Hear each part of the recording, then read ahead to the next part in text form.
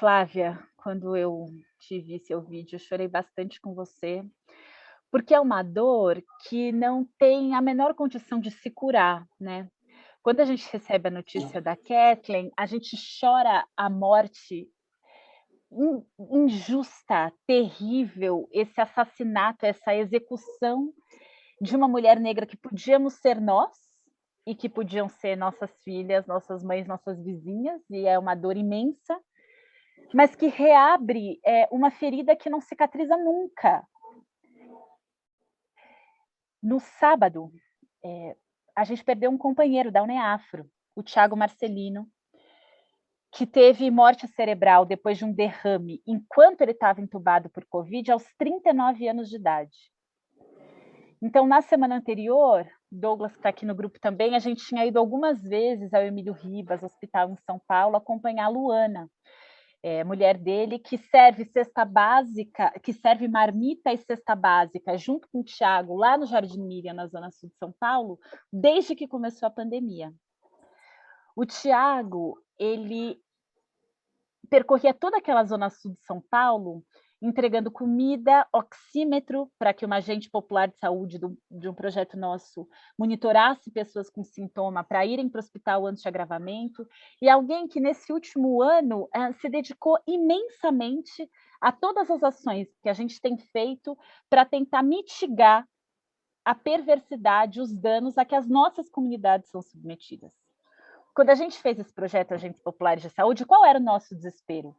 Quem está perto da gente vai começar a morrer e a gente não vai ter o que fazer. Então a gente precisa se organizar de algum jeito para tentar proteger as pessoas. E é por isso que vai pedir dinheiro para entregar cesta básica.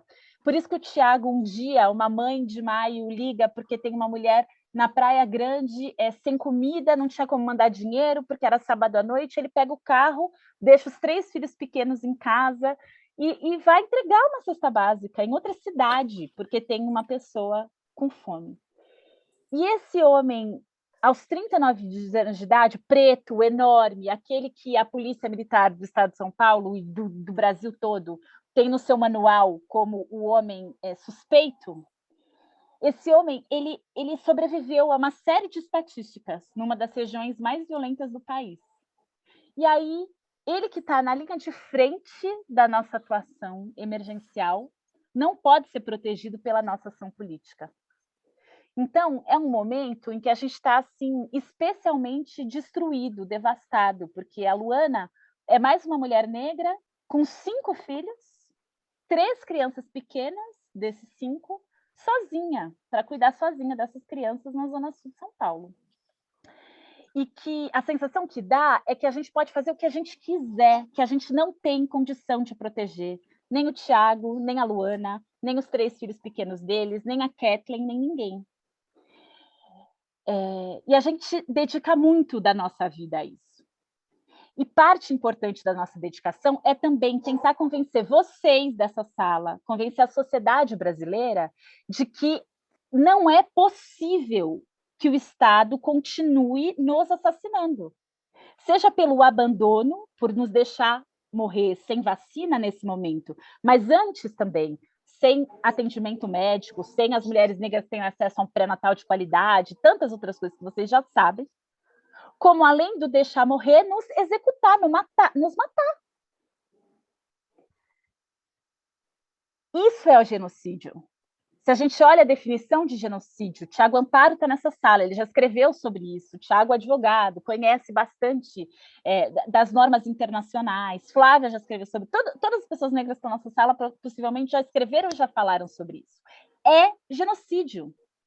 Eu fico imaginando a vergonha que os nossos descendentes vão ter de saber que a gente viveu um período em que existia um extermínio de um pedaço da população brasileira e que a gente se negou a nomear esse problema e a enfrentá-lo com a gravidade que ele tem.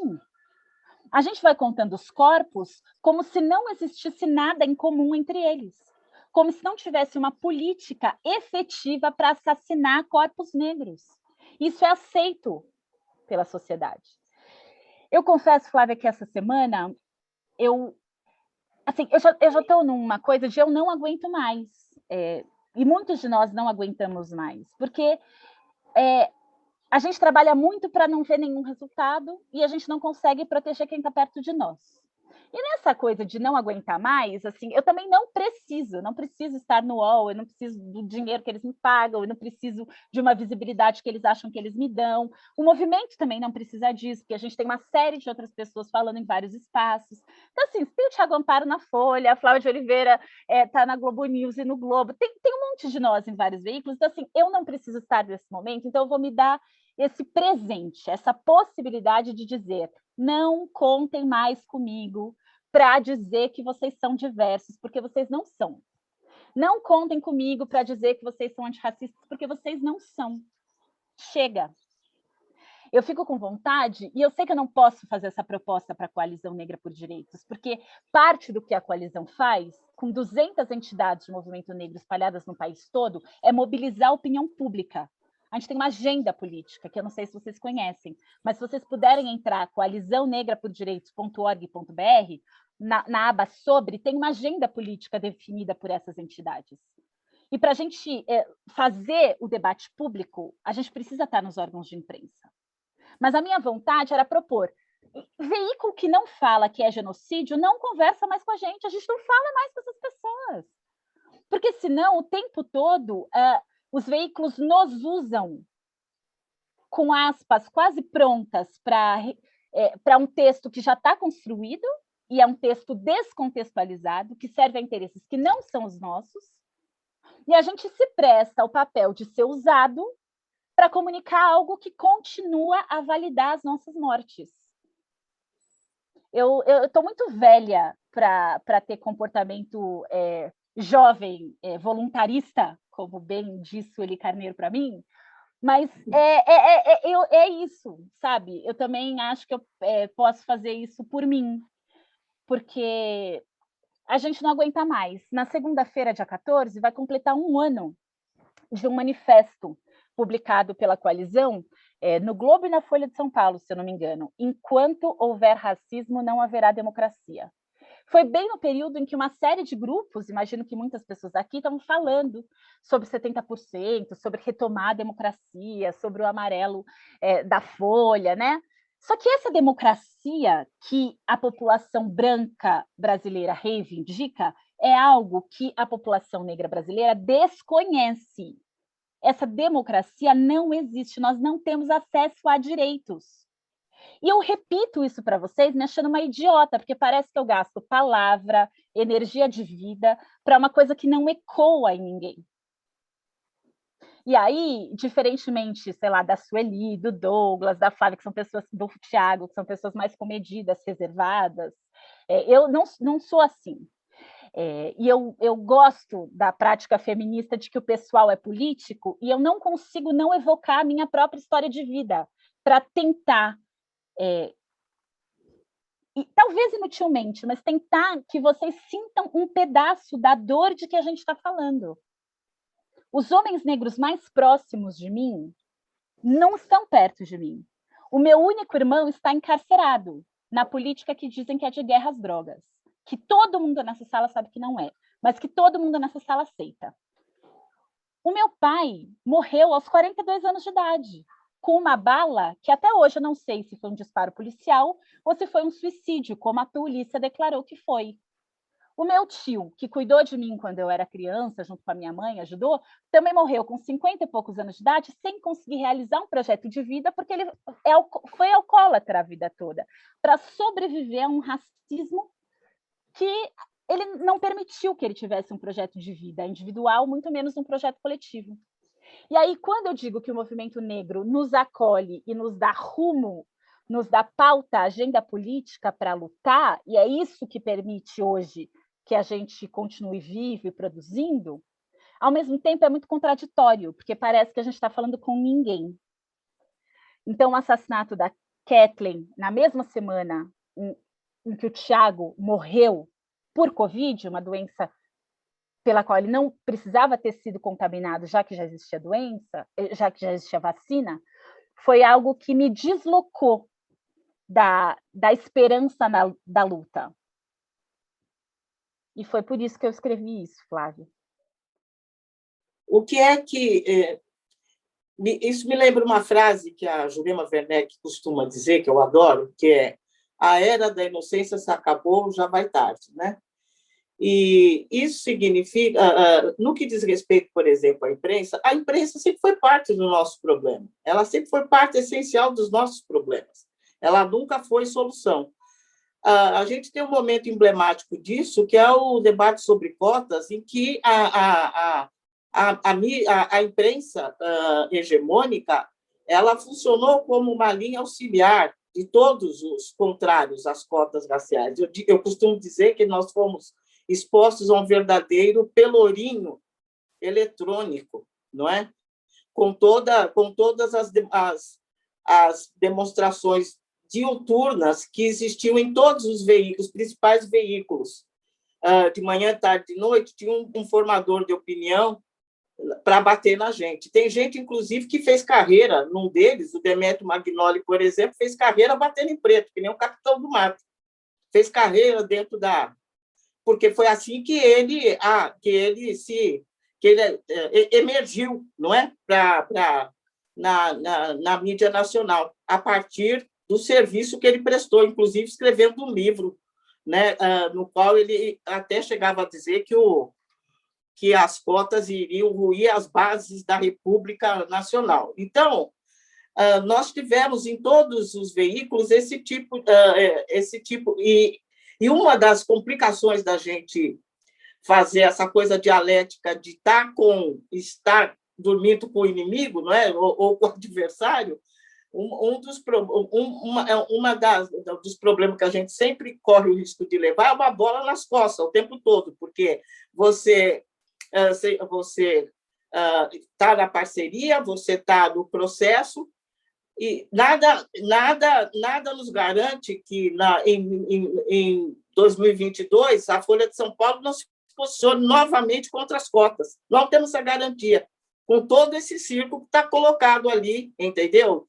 Que eu, inclusive, participei dos debates, né, para discutir a necessidade de diversificar, dos negros estarem trabalhando com diferentes pautas, diferentes temas, não apenas confinados mas a possibilidade que, no mínimo, eles digam: tá bom, nós não vamos discutir cota racial, mas ainda insistimos nas cotas sociais, a possibilidade disso acontecer é muito grande. Então, a Folha é só um exemplo que eu estou dando de um comportamento que a gente assiste o tempo todo na mídia hegemônica, né? Então, eu acho que o melhor de tudo desse debate, e eu fico feliz do gesto da Bianca, porque ele é a efetivação dessa ideia, né? A perda das ilusões, né? De que isso é para valer, né? A qualquer momento a gente toma uma rasteira e nós vivemos juntas isso recentemente, numa entrevista que nós demos sobre a biografia, em que nós vimos a triagem que foi feita das questões brutais, das críticas que nós colocamos ao comportamento da mídia. Quando nós fomos ver a matéria, toda essa crítica tinha desaparecido e nos deram uma bela foto, uma grande foto, como prêmio de consolação pelo conteúdo que tinha sido subtraído. Então, nós não temos motivo nenhum para acreditar, né, que seria diferente, né, que seria diferente, até porque nós temos antecedentes, né, fortes. Sempre aprende. Eu acho que o livro que você escreveu, Bianca, eu acho que ele traz aquela Sueli que a gente sempre, né, disputou, brigou, fez coisas juntas, traz essa maravilhosa mulher que ela também expressa essa história. Hoje eu estava escutando um podcast de uma escola chamada Anne Phillips, uma britânica, que acabou de lançar um livro que chama Equal Unconditional, Iguais Incondicionais, que fala um pouco desde o momento da Convenção dos Direitos Humanos, que falam que todos são iguais diante da lei. E a gente acabou olhando que a gente conquistou, e você mencionou, muitos direitos legais, mas não é verdade, não somos todos iguais diante da lei. E eu fiquei me perguntando se a gente, principalmente nós brancos, se a gente festeja sempre novos direitos legais, que são importantes, obviamente, mas que a gente não se indigna tanto pelos não direitos reais que a população brasileira negra enfrenta. E uma das coisas que na esquerda a gente sempre debate é a política de identidade. Acho que tem uma sensação que a esquerda normalmente olha para a política de identidade quase como é um mimimi.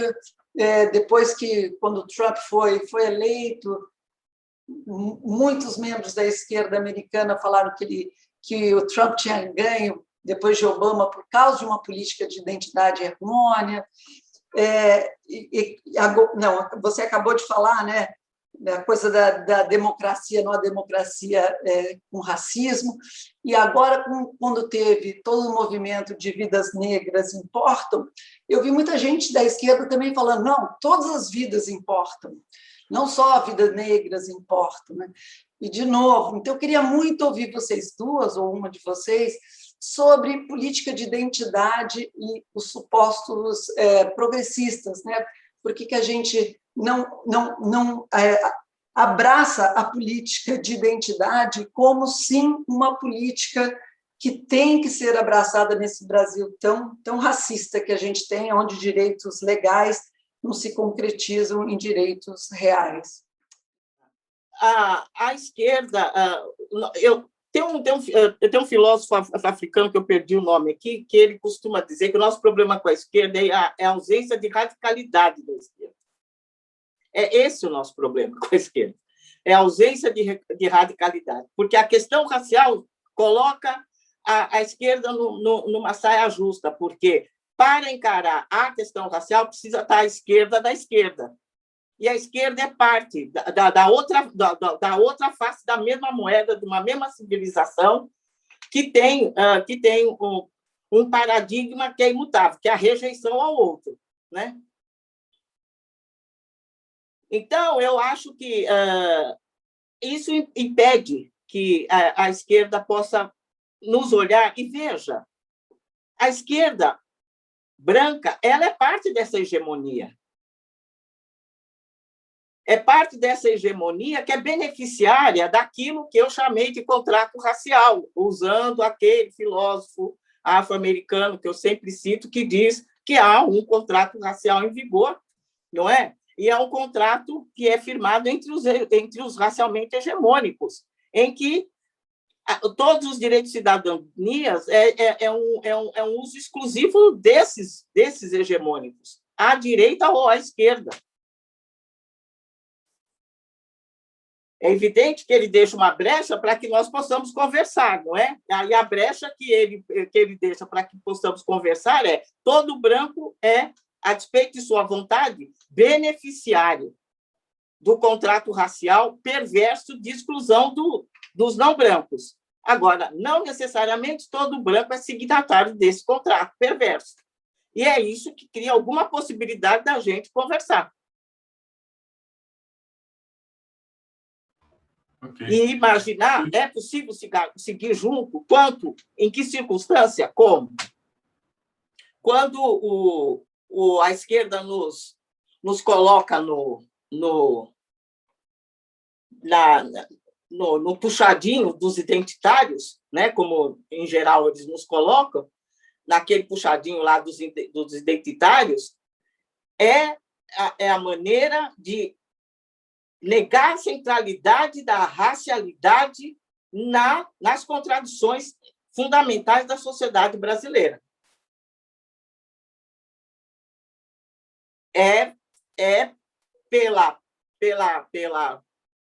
pelo desejo de manter a centralidade da ideia de luta de classe como o elemento estrutural da sociedade brasileira.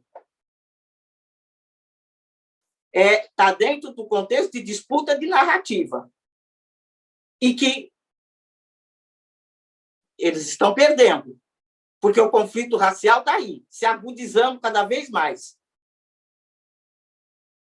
e mostrando, sem nenhum verniz, sem nenhuma etiqueta mais, que a polarização nesse país se dá em cima da racialidade, que produz privilégios e exclusões, vitalismo para um grupo e genocídio para outro. É disso que se trata. E o Bolsonaro escancarou isso de todas as maneiras. Ele entende que ele pode construir um país com 1/3 da população que tem aí. O resto ele pode expor ao genocídio, porque é população indesejável. E a impotência e a omissão daqueles que se sentem diferentes, que se supõem diferente dele, sustenta esse pacto perverso que ele está impondo, né? Então, eu acho que o drama... E a esquerda é um drama mesmo para eles, né? Porque eu até entendo, é um deslocamento profundo, né? Ter que relativizar a centralidade do conceito de luta de classe em prol do debate racial, eu acho que é uma complicação e grande para a esquerda. Mas a realidade está se impondo e o conflito está aí, é latente. Bianca, pela sua... Você me representa muito nas suas colunas, acho que tem 2 delas, né? Nessa última que você mostrou ali, né, escancarou, né, todas as questões, e também numa outra que você falou, né, de sem paciência, né, alguma coisa assim, né, ou sem tempo, irmão, uma coisa desse tipo. E aí eu queria te perguntar, como a gente lida com o cansaço, né, o cansaço de, às vezes, a gente ter que explicar muito do zero, né? Eu estava esses dias numa reunião importante, né, falando sobre antirracismo para um grupo de advogados de primeira linha, e a primeira pergunta é: você tem uma indicação de livros sobre racismo estrutural? E aí eu me cansei. Então, acho que tem um pouco... como que a gente lida com esse cansaço? E a pergunta para a Sueli é como a gente tem esperança, né? Eu acho que muitas vezes, eu falo isso pessoalmente, eu escutei a Flávia fazendo a pergunta, o cansaço nos leva às vezes à desesperança. E eu sei que imaginar um futuro, pensar o futuro também é necessário, né? E é necessário a gente ter esperança. E aí eu queria escutar também, vindo de uma luta muito anterior à minha geração e vivendo muitas outras coisas que a Bianca te traz no livro, como a gente tem esperança. Eu fugi para as montanhas, coloco o pé na grama, tomo sol, converso com os caboclos, com as aranhas, vou na cachoeira. É como eu tenho feito, mas eu passo para a Sueli. O que me dá esperança é perceber que o movimento social negro e isso não é hoje, sempre foi, um dos que mais se renovam no Brasil, dos movimentos sociais. E a cada geração entrega para a próxima e elas assumem o bastão. E chegam cada vez mais jovens para a luta. Então, eu confio na nossa resistência, na nossa resiliência e no patrimônio de lutas e de emancipatórias que nós temos hoje. O desafio, não é, Bianca? De disponibilizar, de organizar, de sistematizar e disponibilizar para as gerações atuais e vindouras. Eu acredito nisso, nessa militância que existe do Iapoca ao Chuí, em todos os estados, né? Eu já visitei, já fiz andanças nesse país, em que eu vi em qualquer biboca desse país você encontra o ativismo negro. E isso viveremos, sabe? Viveremos, venceremos. Eu uso a expressão do Monteiro, desesperada do Monteiro Lobato. Nós somos uma pretalhada inextinguível. Viveremos. É isso. Eu queria fazer uma pergunta bem específica, porque no início a Bianca falou, contando da história dela, ela falou da avó negra, né? E que a avó negra educava ela para fingir que não é negra, que era branca. E isso me remeteu à minha própria experiência. Claro, eu sou branca, mas eu sou mulher. E eu vivi durante a década de 70, 80, 90, intensamente em dois ambientes muito machistas na época.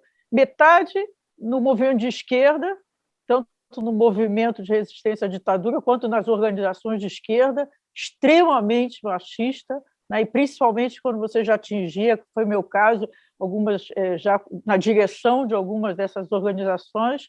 E depois eu vivi no mercado financeiro, que também continua sendo muito machista, como eu acho que organizações de esquerda em geral, mas naquela época era muito forte. E a minha experiência era mais difícil de eu lidar. Eu trabalhei num dos bancos que um dos donos, toda vez que nós íamos numa primeira reunião, ele me apresentava e dizia: sabe por que a gente contratou? É uma piada. Sabe por que a gente contratou a Dorinha? Por causa que três cotas que a gente cumpre. Mulher, judia, carioca, só falta ser negra. Era assim. Aí todo mundo dava risada, porque eram 100% homens brancos. E achava aquilo uma gracinha, era uma piada. Num ambiente, no outro, mas principalmente no mercado financeiro, a grande dificuldade era o racismo das mulheres, o racismo de gênero das próprias mulheres. Então, quando você fez essa observação sobre a sua avó, me voltou essa experiência minha, né? Então, eu queria perguntar para vocês como é que vocês lidam com o racismo do negro, né? Que eu acho que existe ainda forte e talvez principalmente na sociedade brasileira. O negro que quer, finge que eu sou branco. Assim como eu via no mercado muitas mulheres com uma postura assim, finge que eu sou homem, sem nenhuma feminilidade aparente para não ser confundida com um gênero menor. Assim como essas mulheres que reproduzem o machismo não se beneficiam do machismo, elas ajudam os machistas a se beneficiarem, muitas vezes sem consciência, mas elas não se beneficiam. Pessoas negras que reproduzem práticas discriminatórias também não se beneficiam do racismo. Aquele atual presidente da Fundação Palmares, ele se beneficia do racismo enquanto ele propaga, reverbera, reproduz um racismo que também o condicionou e até o traz para o lugar que ele ocupa hoje? Eu não diria que pessoas negras se beneficiam do racismo, mas sim, elas podem reproduzir práticas racistas e discriminatórias. É parte essencial da estratégia da dominação que o alvo da opressão internalize a ideologia. Senão a coisa não fecha, não funciona. Se os negros não interiorizarem a inferioridade racial, a conta não fecha. O ciclo não se completa. Se as mulheres não internalizarem o machismo, também não se completa. E, além do mais, então, é parte essencial da dominação, seja por raça ou gênero, que as pessoas internalizem essa ideologia. Então, o processo de descolonização, por exemplo, dos negros, é esse desafio. As mulheres têm que se libertar do machismo, aprender a criar os filhos, né, de uma maneira igualitária, porque ela está socializada para privilegiar o filho homem e não a filha mulher, ou ensinar o filho homem uma série de privilégios que estão na ideologia patriarcal aí, como direito, como legitimidade. Mas também não esquecer que todos os grupos humanos têm essa contradição dentro em si. Né? Vocês, judeus, tiveram colaboracionistas durante o nazismo, pessoas que enriqueceram, inclusive, entregando a cabeça de outras, né? De outros para os nazistas.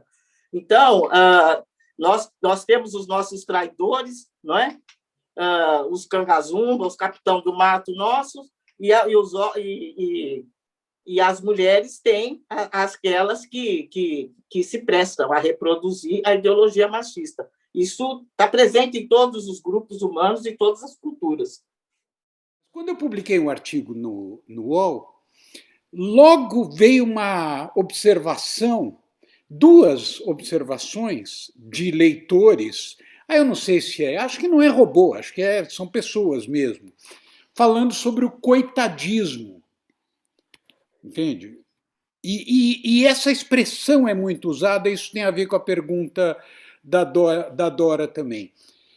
Por que eu digo isso? Porque no livro do Juliano Speyer, que infelizmente não está aqui hoje, ele mostra como a ascensão pessoal, a ideia de que o grupo serve para você ascender a partir dos seus méritos, a ideia de meritocracia como caminho para o sucesso, como isso é muito importante nas religiões evangélicas. E aí a pergunta que eu tinha para fazer para vocês é se entre populações negras isso é muito importante e como é que o movimento negro lida com essa ideologia segundo a qual, se você for competente, sério, honesto, tem um samba, inclusive, né, são 4 crioulos inteligentes, etc., que exprime bem isso, né? Aí você vai vencer na vida e não precisa se preocupar com essa questão. Eu imagino que isso seja importante na formação da narrativa dos movimentos negros e na relação entre os movimentos negros e as pessoas que defendem essa forma de meritocracia. Isso já foi uma ideologia mais forte. Na minha geração, era uma ideologia mais presente na comunidade negra. Meus pais, por exemplo, tinham esses valores. Eles sabiam que a discriminação existia, mas eles acreditavam que, apesar de tudo, se nós nos esforçássemos muito, não é?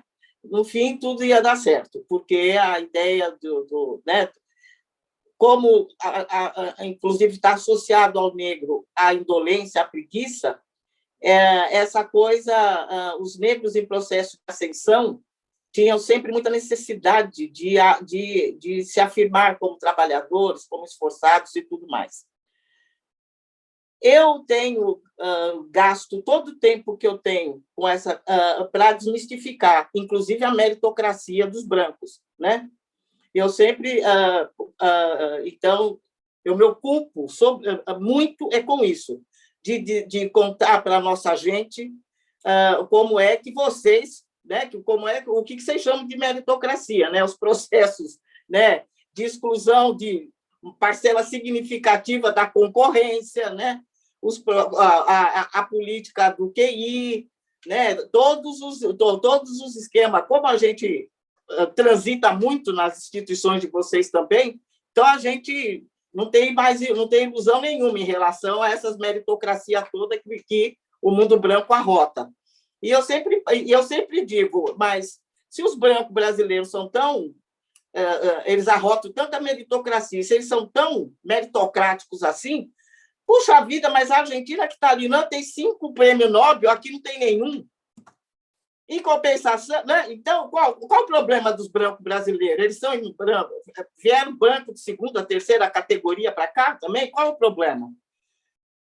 Quando eu penso o que é que esse país produziu de melhor, quando a gente fala qual a coisa mais parecida com o prêmio Nobel que um brasileiro tem, é o prêmio do Milton Santos na geografia. Quando a gente fala do melhor escritor, é o Preto Machado de Assis. Quando a gente fala do atleta, né, é o Pelé. Quando a gente fala uma escritora que estourou a boca do balão, né, traduzida em não sei quantos idiomas, é a Carolina de Jesus. E o que esses brancos fazem?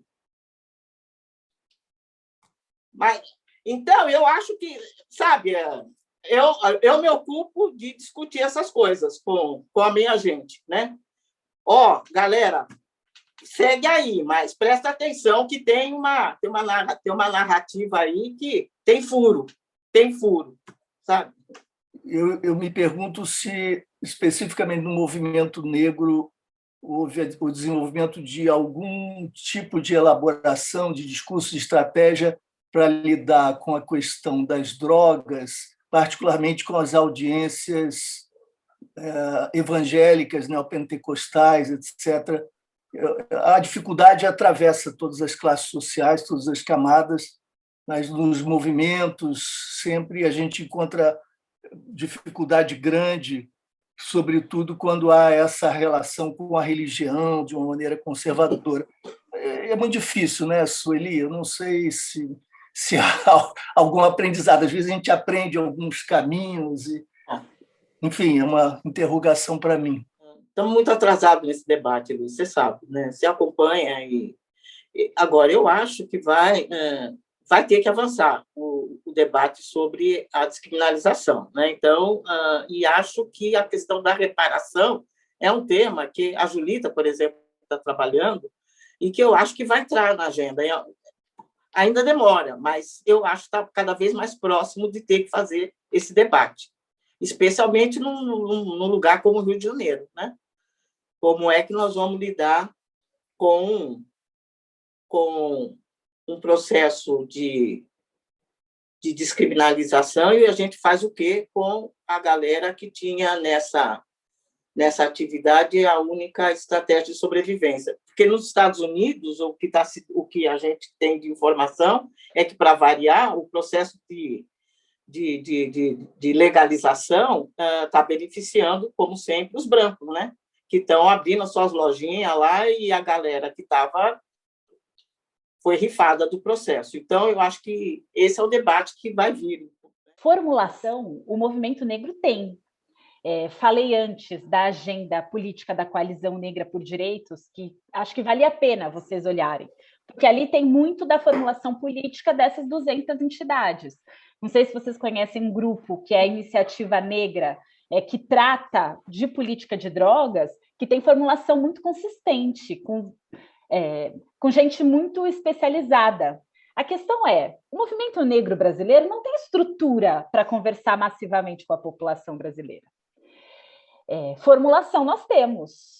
O que está ao nosso alcance a gente tem feito. Então, falei um pouco antes da UNEAFRO, por exemplo, que tem 39 núcleos de educação popular e que faz o debate com as comunidades evangélicas e que disputa uma rede de apoio que os evangélicos têm oferecido a uma série de pessoas e que o resto, né, as outras entidades, instituições, grupos não oferecem. O movimento negro tem se aproximado e feito isso, e a partir daí fazer também o debate político, ideológico, de questionar esses parâmetros até propagado entre os próprios evangélicos. Quando a gente olha para o movimento negro desse jeito, tem os negros evangélicos também. Tem grupos importantes. No Rio de Janeiro, tem uma juventude negra evangélica fazendo o debate de descriminalização, regulamentação das drogas e até essa ideia de reparação a partir do que a Sueli está dizendo, e também em diálogo com experiências nos Estados Unidos. Mas é evidente que a gente precisa de mais estrutura para massificar esse debate e para fazer uma disputa que hoje eu sinto que a gente não tem condição de fazer. Que compromissos vocês assumem a partir dessa conversa? Olhar com seriedade para a agenda política da coalizão, por exemplo, é algo que eu pediria para vocês fazerem. E para até colaborar com as formulações de vocês, mas que vocês também coloquem quem vocês são, os lugares que vocês ocupam, a estrutura que vocês têm acesso, a serviço de uma agenda política de movimento negro.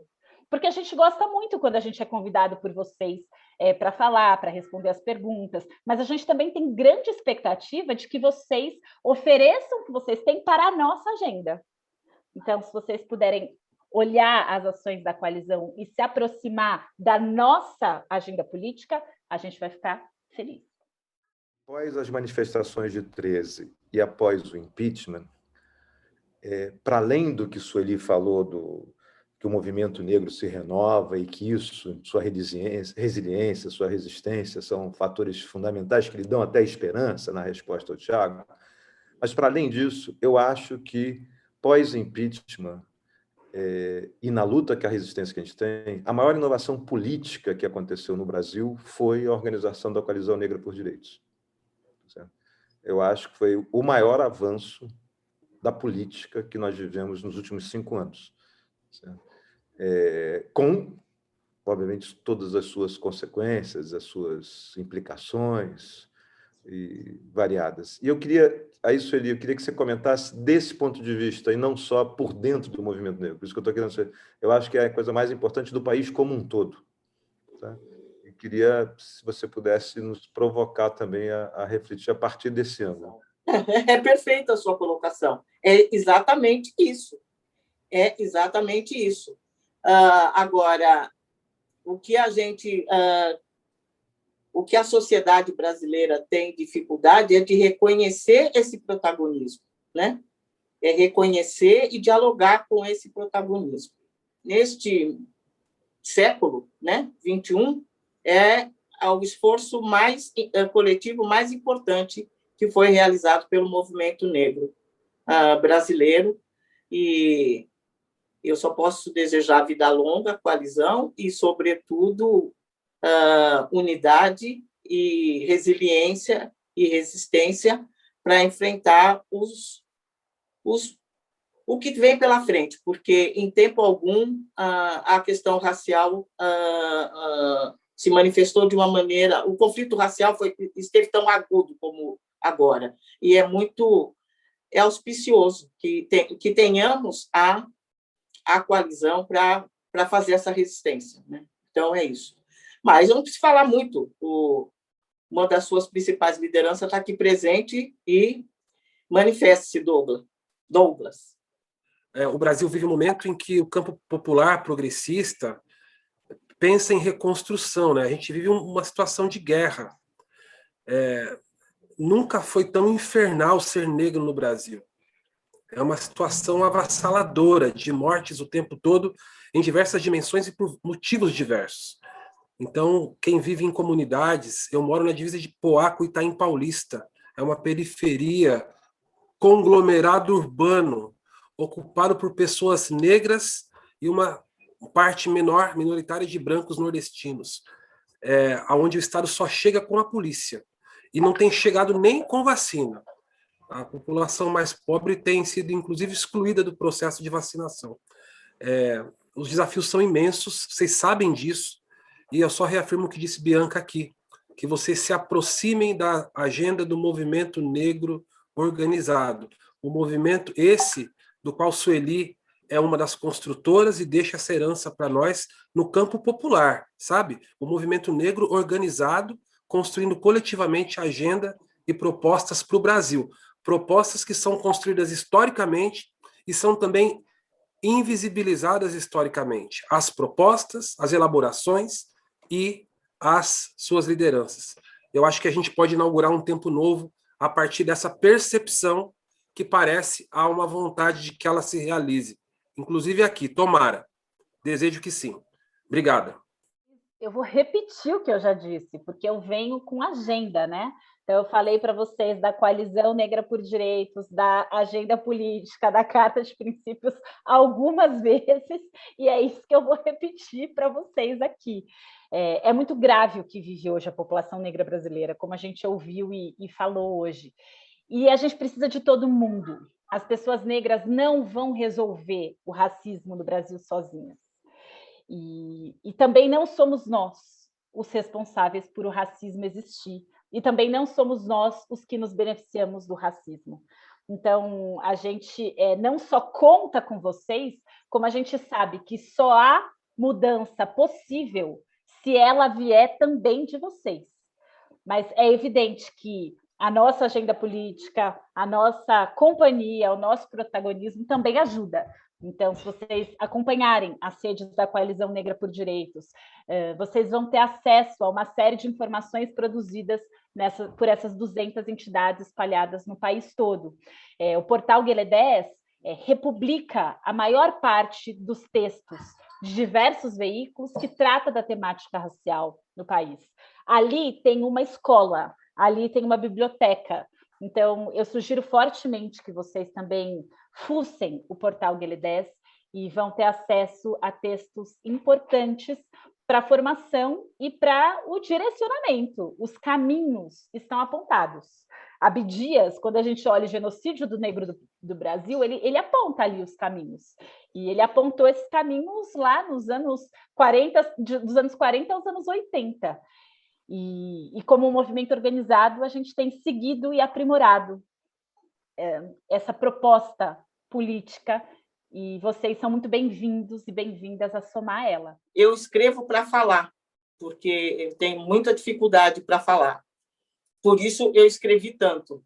Há um pacto perverso, racial instituído.